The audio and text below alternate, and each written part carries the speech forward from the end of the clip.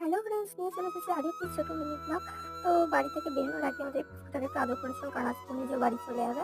তো তারপরে বাড়ি থেকে বেরিয়েই একটা টুকটুকি ধরে নিয়েছিলাম, ধরে চলে গেছে প্রথমে স্টেশনে।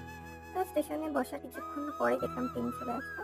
তো তারপরে ট্রেনকে আমরা চলে গেছিলাম পায়রাডাঙ্গা, যাবো গুরু বাবার বাড়িতে। তো পায়রাডাঙ্গা গিয়ে প্রথমে চলে গেছিলাম, যেহেতু মাসির বাড়ি পায়রাডাঙ্গা, প্রথমে চলে গেছিলাম মাসির বাড়ি। তো পায়রাডাঙ্গা স্টেশনে নেমে একটা ভ্যান নিয়ে নিয়েছিলাম মাসির বাড়ি যাচ্ছেন। তো তারপরে মাসির বাড়ি গিয়ে মাসি রেডি হলো, দিয়ে তারপরে বেরিয়ে পড়েছিলাম গুরু বাবার বাড়ি যাওয়ার জন্য। তো বেরিয়ে প্রথমে গিয়ে দেখি মা গুরু বাবার পা ধুয়ে দিল।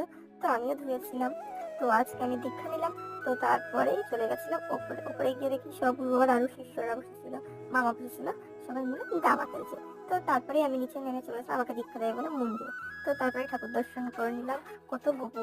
তারপরে আমার দীক্ষা নেওয়ার ডান হয়ে বেরিয়ে পড়েছিলাম। তো তারপরে আমি আর বেশিক্ষণ বসতে পারিনি, তারপরে আমার কম্পিউটার ছিল বলে আমি বেরিয়ে পড়েছিলাম, চলে গেছিলাম চাকদা। তো কম্পিউটার ক্লাস এখনো ভিডিও নিতে পারিনি। ভিডিও